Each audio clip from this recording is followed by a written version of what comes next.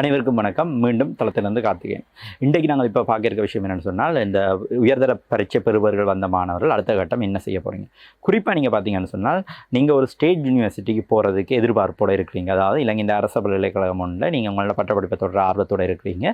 உங்களோட மாவட்ட நிலை, அதாவது உங்களோட பருவற்ற அடிப்படையிலான மாவட்ட நிலை கிட்டத்தட்ட 200வது ரேங்க்கு உள்ளே இருக்குது. அது எந்த ஸ்ட்ரீமாக இருந்தாலும், ஆர்ட்ஸ் ஸ்ட்ரீம் வேண்டாம் மட்டும் கொஞ்சம் பின்னால் இருந்தாலும் பரவாயில்லை, ஒரு 400வது ரேங்க் வரைக்கும் வரலாம். இதுக்குள்ளே இருக்குது. நீங்கள் ஒரு பல்கலைக்கழகம் ட்ரை பண்ண போகிறீங்க, வெயிட் பண்ணுறீங்க. அதுக்குன்னு சொன்னால் இந்த குறிப்பிட்ட காலப்பகுதி, அதாவது இன்னும் ஒரு வருஷம் உங்களுக்கு எப்படியும் குறைஞ்ச நீங்கள் பல்கலைக்கழகத்தில் உள்வாங்கிறதுக்கு தேவைப்படும். அந்த காலப்பகுதியில் நீங்கள் என்ன செய்ய போகிறீங்க என்ற தொடர்பில் கொஞ்சம் தெளிவோடு இருங்க. குறிப்பாக நாங்கள் பார்த்தோம்னா, இன்றைய காலகட்டத்தில் நல்ல ஸ்டேட் யூனிவர்சிட்டி இருக்க கற்கையினர்கள் பொதுவாக பார்க்கல இன்றைய நவீன உலகுக்கு ஏற்றதாக இல்லை, நவீன உலகுக்கு பேலன்ஸ் பண்ணக்கூடிய மாதிரி இல்லை. அப்போ நீங்கள் அதை எப்படி நீங்கள் பேலன்ஸ் பண்ணக்கூடிய மாதிரி உங்களை டெவலப் பண்ணிக்கொள்வது.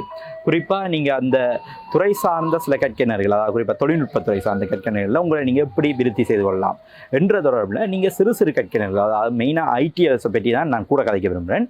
ஐடி என்ற ஃபீல்டுக்கு நீங்கள் போயிட்டு பேசிக் ஐடியை படிக்கிறதுக்கு நீ போகாதீங்க.